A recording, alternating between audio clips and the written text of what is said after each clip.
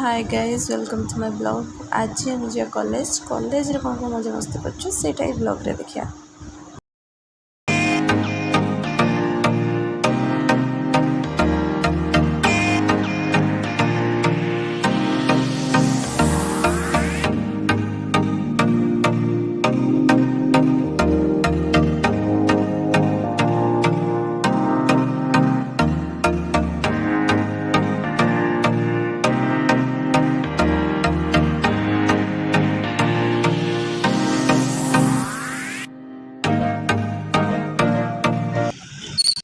कष्ट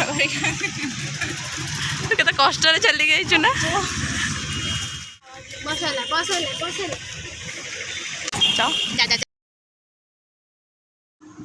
एबे आसिक आम कॉलेज रे पहुँची जाइछु। कॉलेज रो व्यू किछि एई टाइप रो थिला आ एई मित्र जन खोजन हम सुकुटी पात्र। तू कौन से पिंदी हो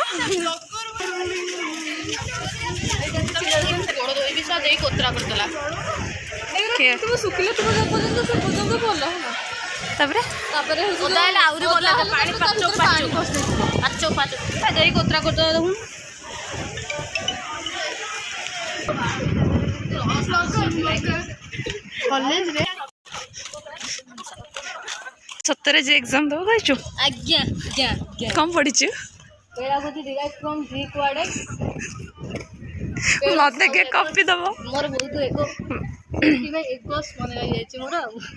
मत कॉपी दो आमे एबे हम डिपार्टमेंट आडे पळे आछू। चलंत एबे हम क्लास को जीवा। क्लास रे कोन कोन करछ देखिए। वायु प्रदूषण हो जोटा मिश्रण वायु प्रदूषण तीन मुख्य गैस है गोटा होची अम्लजान अंगारकाम्ल और होची जल बाष्प। अम्लजान होची पाठ पल्ला चार्टिंग करछ ए तू को कहली वायु प्रदूषण तीन प्रकार होता है कि अम्लजान है और अंगारकाम्ल हां और जल बाष्प। अम्लजान कितने परसेंट गैस है 21%। अम्लजान 21 तू 21 कहू सही है। हम ओडिया रे कोन ओडिया इंग्लिश कोच 21% हम ओडिया रे दबो और जबकि जन रे 78% जल बाष्प रे 0.03%। तापर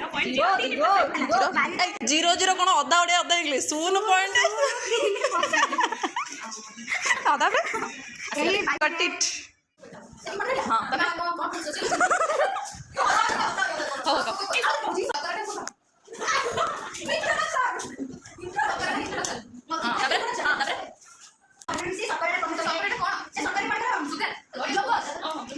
ग्लूकोज ना ग्लूकोज अच्छा ऑरेंज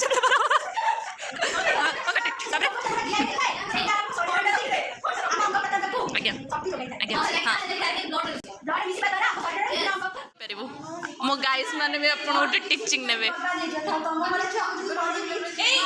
अरे आओ आम गाइस माने भी नेबे को तते केमिति कांटेक्ट करिए का थ्रू रु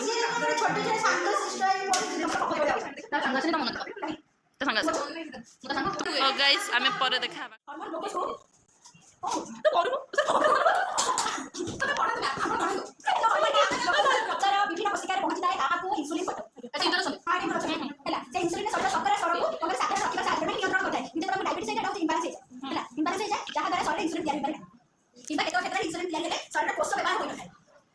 जहाँफल लोक रक्त जमा हो रक्त भिन्न रक्त देखिए डायबिटीज होता है सुखे तो सेटा रक्त जमा खंडा करे रक्त जमा होता है जमा होगा द्वारा सेटा समय इंसुलिन का बैलेंस हो पारे तो सेटा बेसी टाइम देखा एति इंट्रोडक्शन जा आगे ओवरऑल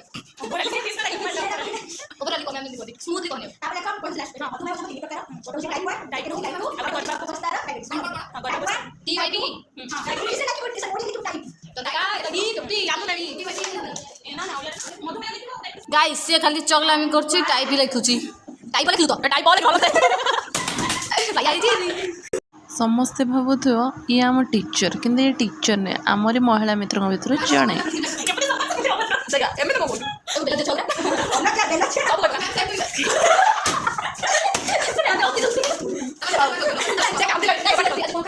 नाइट बो तो मो सो एक दिन पर देखा कि तते को भला फील आछ मते मते गोटे अलग प्रकार खुशी लागुची मो सांग सहित बहुत दिन पर देखा आइची आउ किछ ना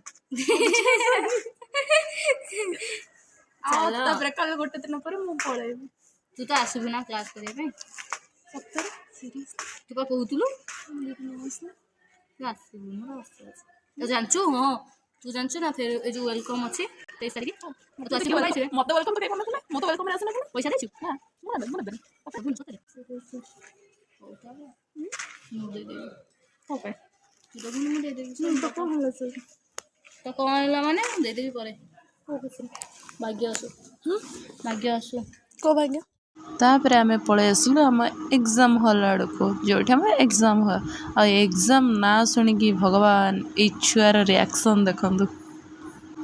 ତାପରେ ଏକ୍ଜାମ୍ ସାରି ଆମେ ବସ୍ରେ ବସି ପଳେଇ ଆସିଥିଲୁ ଘରକୁ ଆଉ ବସ୍ରେ ଆସିଲା ବେଳେ ମୁଁ ଏ ବାହାର ପଟର ଭ୍ୟୁର କିଛି ଭିଡ଼ିଓ କ୍ୟାପଚର୍ କରିଦେଇଥିଲି।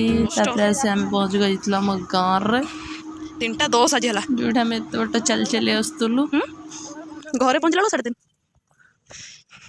ଆଗେ ପରେ ଡର ଲାଗୁଥିଲା ଏବେ ଆଉ ଡର ଲାଗୁନି ଘର ବି ହେଲାଣି ଏବେ ହେଉଛି ଏବେ ବହୁତ ମାନେ କୁକୁଡ଼ା ପଡ଼ା ଯେମିତି ଥିଲା ଏଇଟା ବି ସେମିତି ହେଇଗଲା ଗାଁର ନା କୁକୁଡ଼ା ପଡ଼ା ଗଛ ଗୁରା ହାଣ୍ଡିଲେ ସେଇଟା ଭାରି ବିରକ୍ତ ଲାଗେ ବଡ଼ ଗଛ ହାଣ୍ଡି କିଛି ଗୋଟେ ହଁ ଏଇଟା ଗୋଟେ ବଡ଼ ବଡ଼ ଗଛ ଥାନ୍ତା ଭଲ ଲାଗିଥାନ୍ତା ଝଟା ମୋଟା ଭଳିଆ ହେଇଯିବ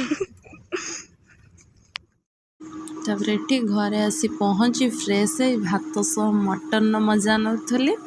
ମୁଁ ଯେମିତି ଭାତ ସହ ମଟନ୍ର ମଜା ନେଲି ଆପଣମାନେ ସେମିତି ମୋ ଭିଡ଼ିଓ ଦେଖି ଏମିତି ମଜା ନେଇଥାନ୍ତୁ। ଆମ ଭିଡ଼ିଓଟି ଯଦି ନିଶ୍ଚୟ ଭଲ ଲାଗିଥିବ ଲାଇକ୍ କମେଣ୍ଟ ସେୟାର କରିବାକୁ ଜମାରୁ ଭୁଲିବେନି।